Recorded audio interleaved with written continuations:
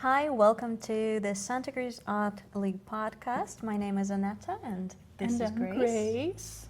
And today we have some really hot discussions for you, so I hope you stay. And we are going to be talking about monetizing your art, making it as an artist, and also mention some of the cool opportunities that we have for you. Yeah, and also we're just going to get into our own processes a little bit. We love to yap, so I hope you like to listen.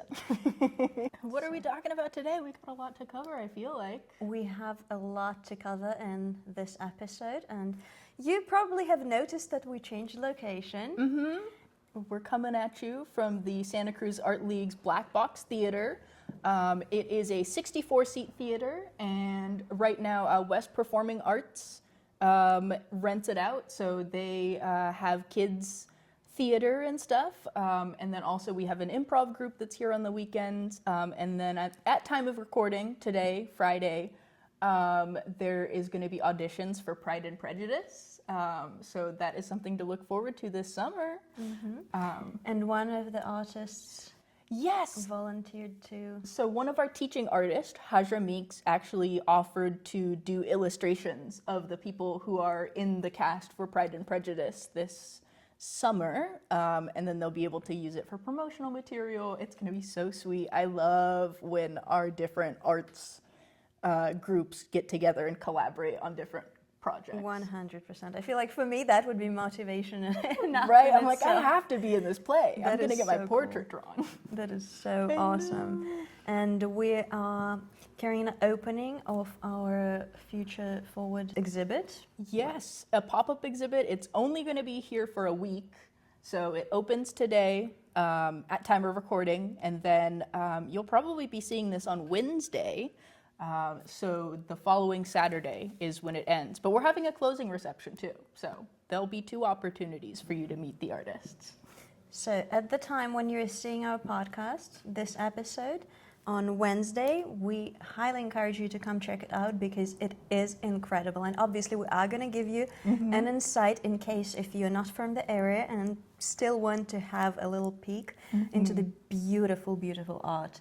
It's so cool. Is available at the moment to see for yourself. But if you are from Santa Cruz County, I highly encourage you to come to at least the closing ceremony if you can. But during this week that it is held open, come check it out, meet cool people, and I'm sure you're not going to be disappointed. Yeah, definitely come check it out. The theme is awesome. The art is awesome. We have a bunch of different mediums and different artists and different perspectives. It's really cool. We'll probably go through a little bit today and film something for you to check out, but if you can see it in person, definitely get over here. A lot is happening, a lot of cool people, so a lot of opportunities for you to meet and connect and talk to like-minded people. Don't miss the opportunity. Yeah, definitely meeting the artists and getting to hear about their stuff in the gallery is one of the more fun things that you can do here. So, and is a lot of the works that I've seen are for sale in this exhibit. Yes. So most of our exhibits, the pieces are up for sale. I think we only have like 3 pieces this time around that aren't available for sale. So there's a lot of really cool art, and submission itself was free. So I think people were probably able to price their stuff a little bit lower. Plus, a lot of the people who are in this show are members, so they get a higher commission rate, which means that it cuts down the cost for the person who's getting the art. But honestly, getting art's such like an emotional thing, you know, just because it's at whatever price. I don't know that I always think about that. And we mentioned the pricing and the membership benefits 2 episodes ago, so check it out if you're not familiar, but I'm sure it is going to come up organically in the conversation. Definitely. But I actually had a topic for us today that I was mulling over the past couple of days, actually over the past year. And it has something to do with selling your art, pricing your art, because again, it is a gallery, Santa Cruz Art League, it is a gallery, but it also is non-profit, and we are here gathered by the love of arts, but we also most likely like to eat and like nice things. And get new art supplies. Always. So I was having a conversation with someone about my art, other people's art, world famous artists like Van Gogh, And an argument that sometimes is brought by people who are not in the industry is so many artists die poor, die without a dime, and their works only get discovered after their death. And I hear that, and I get it, but the subject that I brought in today, is it really that much of a drawback? And hear me out, hear me out. I know that could be a little bit of a hot take, but isn't there a massive sense of freedom in that? Van Gogh, he got to live and create what he truly wanted without influence. I will say too that, like, you know, if you are doing art because you want to make money, then like you're a craftsman probably rather than like an artist, you know? Or maybe it's marketing that you're interested in rather than the production of the art itself. It can be really difficult to just survive on selling your paintings in general. What I see too for a lot of artists isn't necessarily that like they are in it to be rich. I think that the time that I got to spend at the tannery and still being there, that's all subsidized artist housing. But the people there aren't necessarily doing art to make a living, they're making a living to do art. And so it can be a really big investment of your time, your resources, you know, art supplies aren't cheap, maintaining a space to create art isn't cheap. And so the people that I see who are really passionate about doing art and making art, it's not necessarily, you know, they're poor because they aren't recognized as artists. They're poor because like that's not really what they're pursuing. Yes. It's not about like getting into blue chip galleries and selling your stuff for a few $1 million. That's not why most people make art. That might be why some people do it, but you know, also that's such a small sliver of the arts world in general. You know, it's really flashy, and I think that for a lot of people who aren't within the arts, it's really eye-catching. And they're like, clearly there's some discrepancy going on here, like it's exploitative, it's whatever, which like in some cases, yes. But for the most part, you know, artists are just trying to do their art, you know? Like, I would love to be rich. Who wouldn't love to be rich? But more important than that is that I'm able to keep doing art, so. Exactly. Exactly my point. Beautifully spoken, Grace. I think it's much better to not have your livelihood depend on your art, because I feel like that inevitably would affect what and how you create, because you would have in mind, but how much money will this make me? Would I be able to pay rent? Would I be able to pay my mortgage? Right, and there's certainly something to be said about like art, like commercial art. And you know, it's not like those thoughts have never occurred to me. Like I work small, partially because I like it, but also smaller artworks tend to sell a little better too. So like it is a creative choice, but it's also like it makes sense business wise, I guess. But even then, you know, it's kind of a balance. But most of the time, if you're doing art, you're just doing it because you want to do art. It's not necessarily to sell it. Oh, speaking of pricing artwork and selling it, we actually have a pricing guide. As part of one of our high school shows a couple years ago, we paid one of our teachers to create a comprehensive handout on how to price your artwork, which is a resource that's available on our website, and I'll also link it in our YouTube video. That is really handy. Yeah, it's great. As I was figuring out how to price my art, I feel like anytime you go and talk to other artists and you're like, how much would you price this? They like can never give you a straight answer just because it's really personal, and like sometimes people show you art and you're like, I don't know if I would pay for that actually. Or, you know, they just don't know your process. But I feel like that is the case with quite literally everything that has a price on this earth. But there's just this judgment attached to art for whatever reason of like, how dare you charge this much?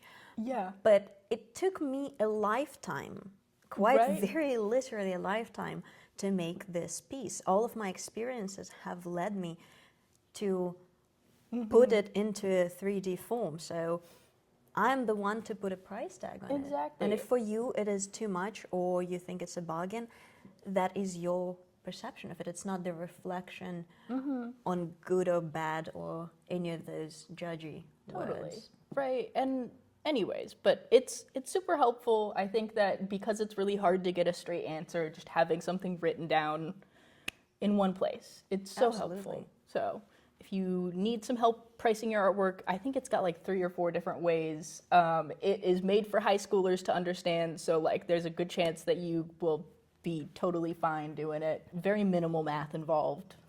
You just have to find an art piece that you really like and be like, yeah, I'm willing to pay that. Oh yeah, then sometimes I see an art piece and I'm like, that's a great price.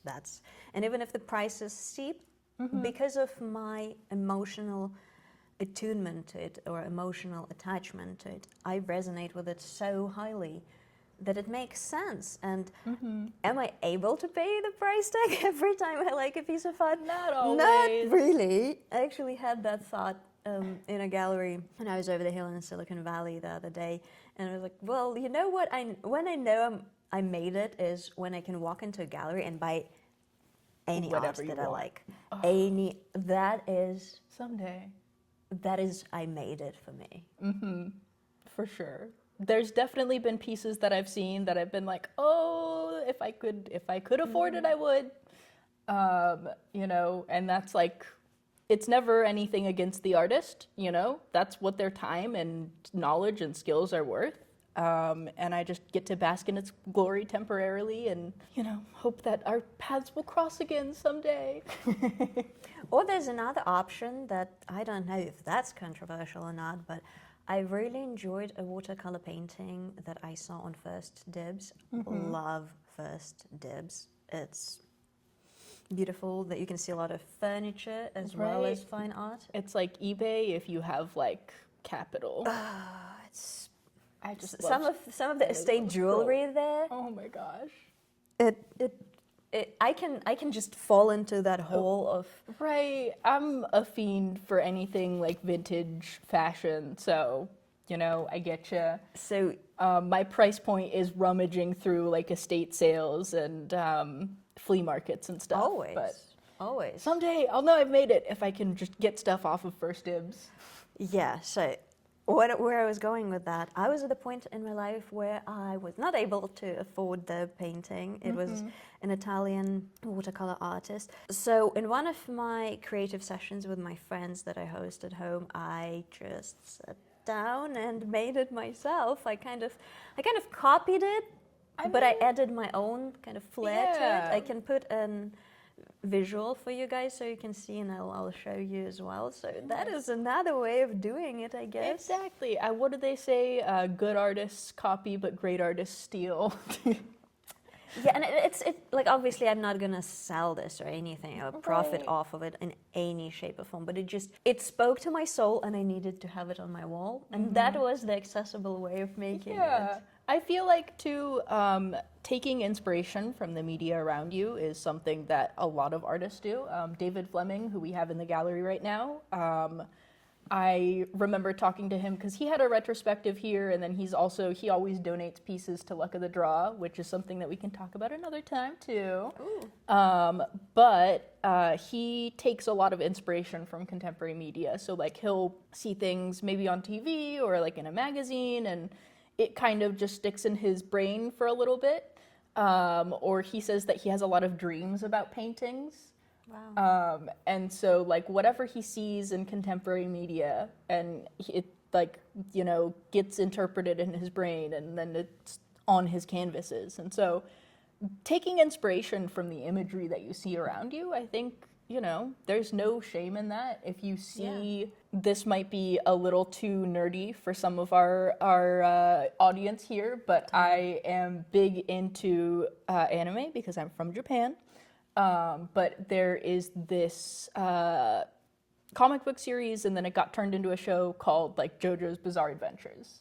And the characters in this are like very campy, they're very over the top, they're like posing like crazy, but you can see that like the artist took inspiration from like Vogue and high fashion magazines, because like some of the outfits and like the poses that these characters are striking are like very, they're like very fashion. Wow. But you can actually kind of connect them to real photo shoots. And so, That is incredible. yeah. And, imitation is the highest form of flattery. Exactly. And the book, Still Like an Artist, love it. It's very, small and easy to digest. I recommend that as a reference. And speaking back about the current exhibit that we highly recommend checking it out, when I walked into the gallery, I felt that sense of so many pieces are highly inspirational to me. Not that I would want to copy them, but just being around them brings up something within me that is I feel the need and want to create. Yes, I love when an exhibit does that. This one definitely does that for me too. And this one actually you have incentive to create while you're in the exhibit. One of our artists submitted an interactive sketchbook, and so you can kind of flip through the pages. He also left some colored pencils and Crayola markers, and he invites you to respond in real time, basically, and like have a dialogue, whether you want to draw something in there or you want to write something in there.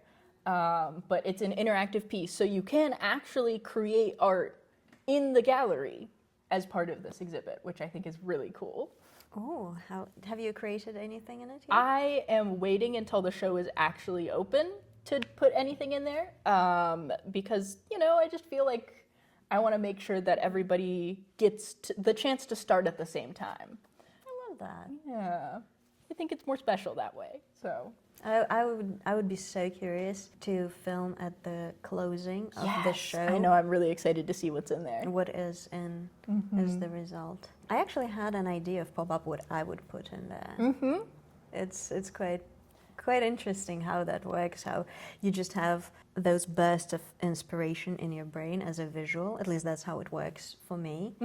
And talking about the drawing inspiration from contemporary media, I was at a dinner with 5 strangers. I'm doing that thing The now. best kind. Yeah. And all of them were in tech corporate world, and I found myself, as I usually do, being the only person in the arts. Oh no! No, but you know what? It's so fun. It's so fun, and people are so.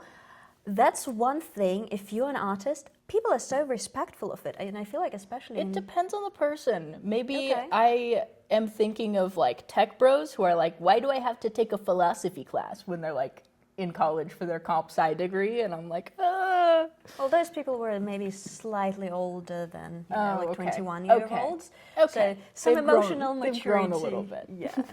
And there were women too. Women in tech. We love women in STEM. Come on, go Let's women. go. Just having that conversation with someone who is not in the arts at all, like as much, like the only touch of arts they know is the Studio Ghibli imitation of AI art that Oh, they make yes. out of their photos, which is like, is it really worth burning our planet for that? I know.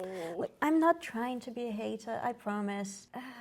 If you have an artist friend, like, there is a good chance that you can just be like, hey, could you draw like a Ghibli version of me? And I feel like it would be like 1,000 times more fun and funny.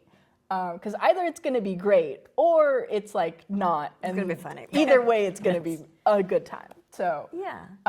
like I've had people just ask me to draw them, and most of the time I do it, because I think it's fun. I think it's funny. Just ask your friends. It's much more carbon efficient to have your friends draw you than to ask AI to draw you. Yes. And you get that priceless component of human connection and interaction that you do not Exactly. get when you talk to AI. Going back to the dinner with strangers and trying to explain art is hard sometimes. Yes. But what was fascinating, we were kind of all sharing our experiences, and obviously their experience, most of them have like a lifelong, well, however long their lives are, experience in corporate world, which I do not.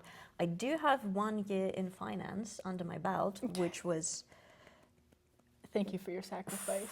wow, that was something. Love the arts, let's just leave it at that. We were having that conversation and having those connections and experiences with people who are not in the art. Most likely, they haven't been to a gallery in like at least a decade, or maybe last time Yeah, they were. maybe somebody dragged them to a museum. They Like went when they for, were like, field teenager. trips. Yes, Yeah. yes, exactly. That's the level of experience we're talking. And then when the conversation kind of dulled down and quieted slightly, I had that vision, just like a painting popped up in my head of how I would convey this conversation and all of these experiences, like an hour of conversation of those complex emotions that humans experience being in the corporate world. And for example, like women, how difficult it is to work in male-dominated fields and the struggles that they face. And it's like, how would I convey this to people I haven't met without spending an hour talking to them and explaining to them and trying to get to the empathy part and understanding part.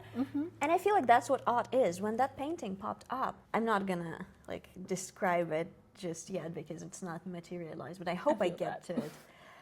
But I feel like art, that's what art is trying to convey something that took you a lifetime or some stretch of time to understand through lived experience, and you convey it to a stranger. Yeah, that's really interesting. I would say that my approach to art is a little different. I don't know that I have a message when I think of it. I conceive of art as like things that you maybe don't have the words for. Yes. And you're like, I don't know how I would describe this with my words, but I can show you. I can show you how I'm feeling, or like what I've seen, or what this memory means to me, what happened in this instance, in a way that you'll get without any words being communicated. You know, it's such a powerful thing. Yeah. And I feel like in those, I've definitely had an era like that. And I feel like those pieces are so powerful. And especially like have you tried looking back at those pieces where...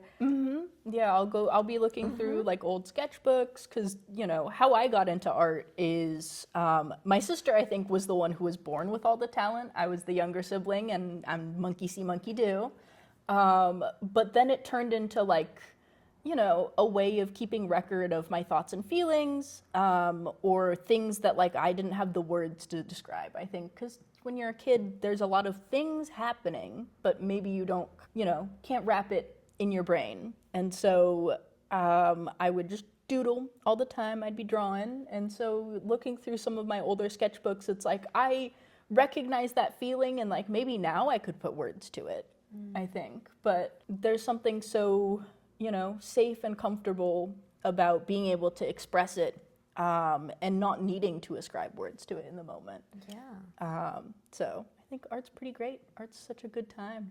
That is such a beautiful perspective. I wonder how our view is related, because my experience is different in terms of, like, I've always been into art, technically speaking. Like, I remember being 6 years old and asking my mom to take me to, like, different art workshops and making those, I'm sure there's a name for that, but when you make out of straw, you cut the straws, you iron them, and then you weave the straws and you make little pictures and paintings. I don't know out that of that one.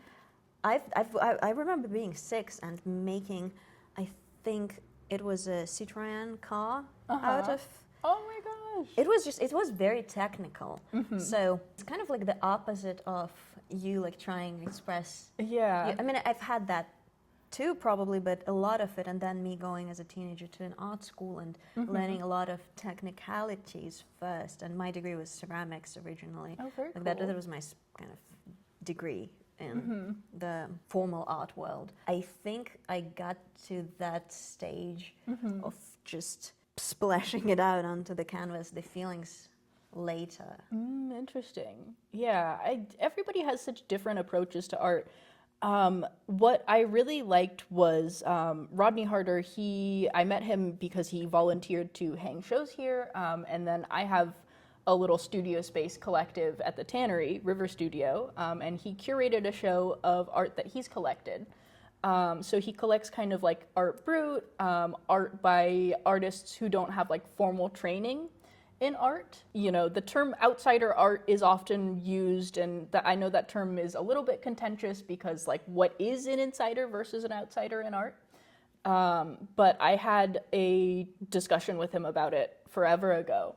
And the way that he describes outsider art is like people who have the compulsion to create, people who can't help but make art, versus people who have something in mind and start creating, versus people who like can't help but just get stuff out onto your sketchbook or your canvas or whatever. And I was like, I felt that. Oh, yeah, definitely. Yeah, and so, you know, it was just really interesting, and I have been trying to like find that feeling and be more mindful of it after I heard his way of discussing that. I thought it was really interesting. And I feel like there's always going to be a little bit of snobbery sometimes. Like when I talk to people who have MFAs, like, because my education was when I was a teenager, so it's not quite the same. Like my master's in diplomacy and international relations, so not quite different kind of art. Yeah. There would be this kind of underlying sense of snobbery from people who quite literally go to university, not all the time. I know a lot of absolutely fantastic, kind, loving people with MFAs, so it's not a rule by any stretch of imagination, but it can be felt sometimes, and There's a little bit of tingly, you know, you can feel it. yeah, and it's really not necessary. That is just like it's not a ladder, it's not a hierarchy. That doesn't work like that in my eyes. We're all in it for the love of art. You know? Exactly. The beauty of it is that our processes are different.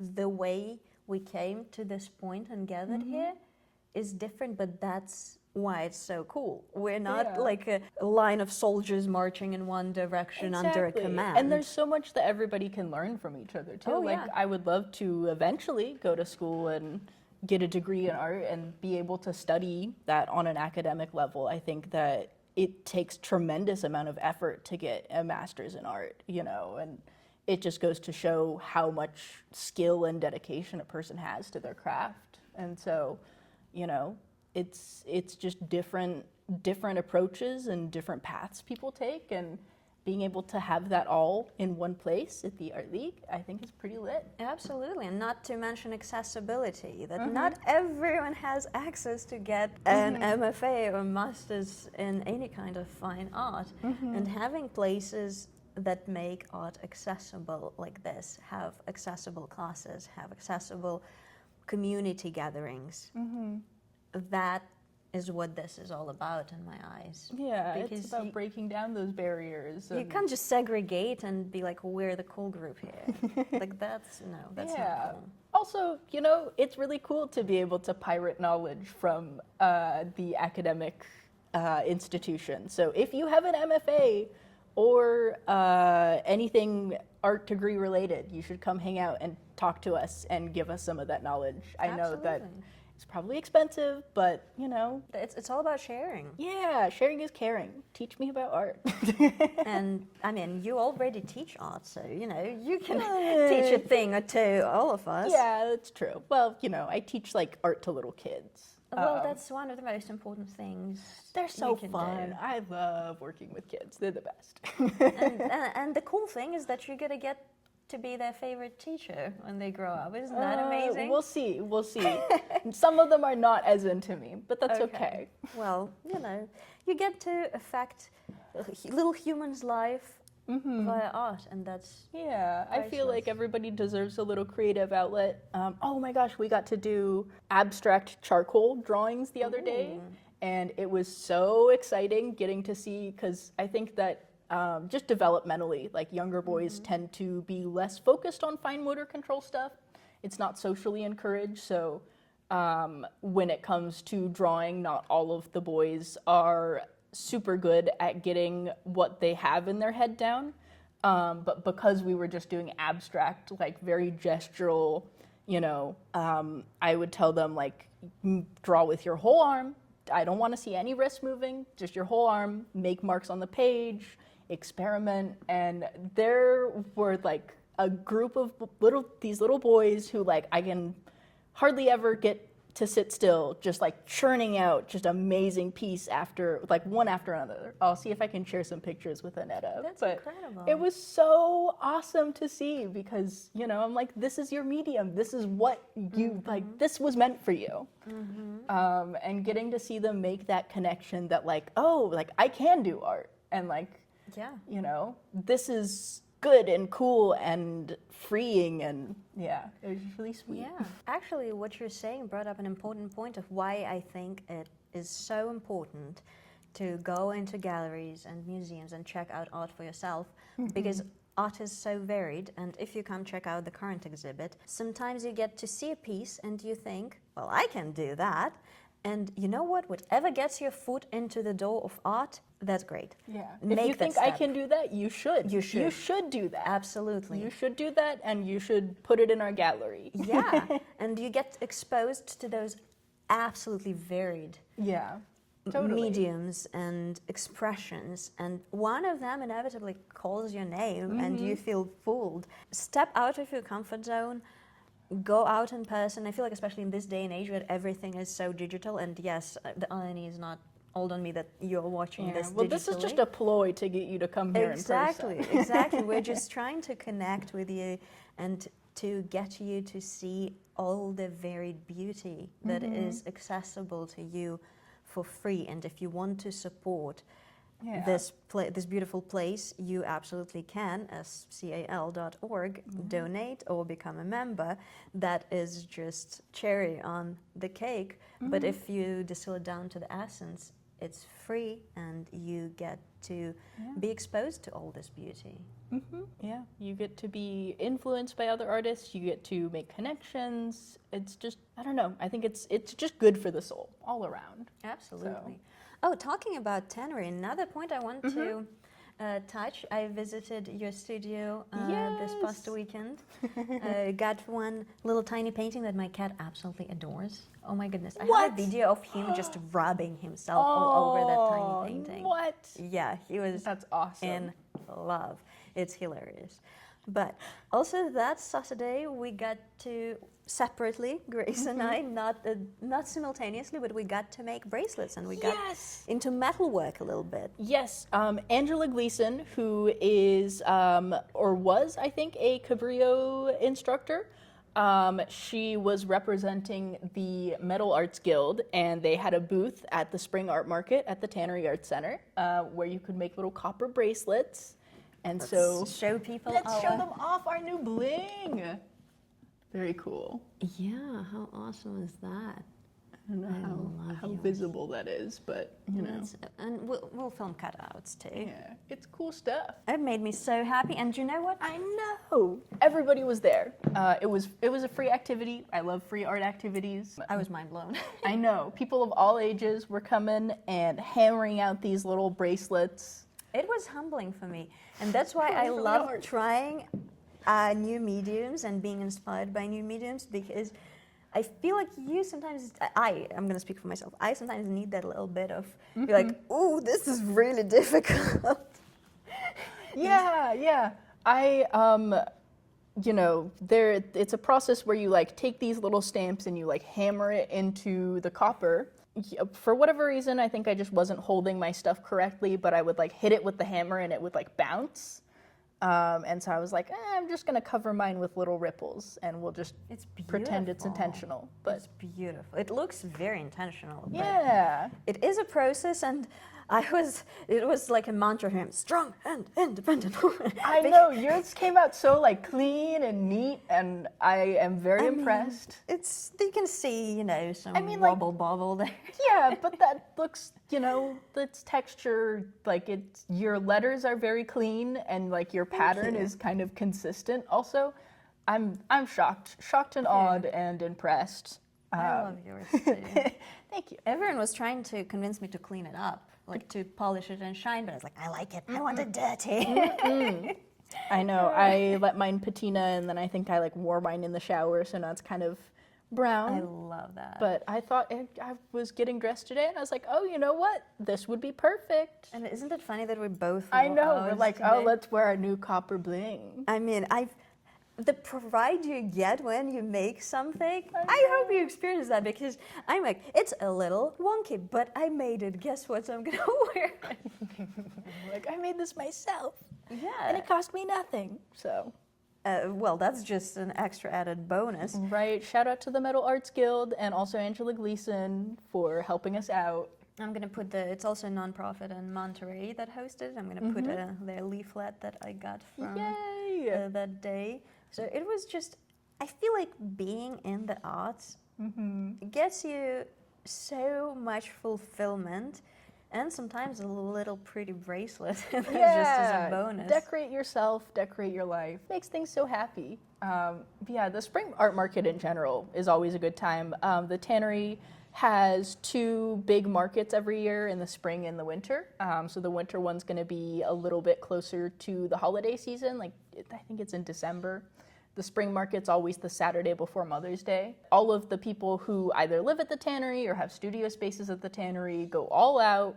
And we invite all of our friends, and we, really think about what activities people are gonna like to do. One of my studio mates had like a pot painting, and so she would had a bunch of pots out and paint pens, and people came and decorated pots, like all ages, and got to leave with a little pothos. And she sold out way before the market itself was over, so people were definitely stoked on it. We just had lots of stuff going on. There's always lots of stuff going on for the markets. Here in the Art League in general too, there's always opportunities for you to get your art out there regardless of what the medium is. Because if you come check it out, you can see all of it. You can see pottery, you can see mixed media, you can see fiber arts, which is incredible. Yeah. Some of the silk, printed on silk pieces. Mulberry paper. I thought it was made from mulberry tree pulp, not silk. I would have to check with Jody Bear. That was just my understanding of what the medium said. But yeah, I sent our open call to the Fiber Arts Guild because I was like, I'm trying to get a lot of different mediums represented. And then one of the teenagers who was in our high school show actually submitted a fiber arts piece. It's got a little butterfly and the trans flag, and it's really sweet, very cool, and it's in our gallery, and you should check it out. And then I think we have some fiber, recycled fiber collage as well. Just really a lot of different interesting mediums, which I'm very excited about. And you can always come bring your piece every first Tuesday of the month to our critique group. Yeah. I have some pieces, I'm finishing up a couple of pieces to bring to our June critique group, so I hope I'm going to see you there. I hope so too. I have been working on another hand. I love painting hands. I think they're really cool, but also they're hard to paint. So I think I just like to make life hard for myself. I don't know. We'll see. If they are looking good enough for me to bring, then I'll bring them. If they're looking bad, I'll probably still bring them and get roasted, but No, it's all good fun. It's all good fun. Oh yeah. What was it? I brought in some hands like this a little bit ago, some larger ones. And then everybody's like, the anatomy on this is should be this. And I was like, they're so right. I just needed somebody to tell me this. I have to repaint this whole hand. And it was really helpful, but it was a little painful, I will be honest. But it's good. It's good for the soul. And sometimes you just need to hear it in a loving way, speaking for myself. At least it's all about the delivery. And and I feel like they all saw the potential of it. They were like, it's gonna be really cool as long as you fix these things. It's really awesome. I love where you're going with it. This hand might be a little bit wrong. And I was like, my hand is wrong, but thank you. I'm so happy that you see the vision. That was such a good time. I always love getting to talk art with Anetta. Thank you for tuning in and hanging out with us in the Black Box Theater today at the Santa Cruz Art League. Anetta and I are going to go and check out the exhibit that's being installed right now, but we hope to see you here hopefully sometime this week. Absolutely. And we are going to give you an insider scoop on the exhibit. But meanwhile, please let us know what you think about this location change. Do you like it more than the artistic chaos from the room that we usually film in? Or just share your thoughts, and we hope to see you in the next one. Bye. See ya.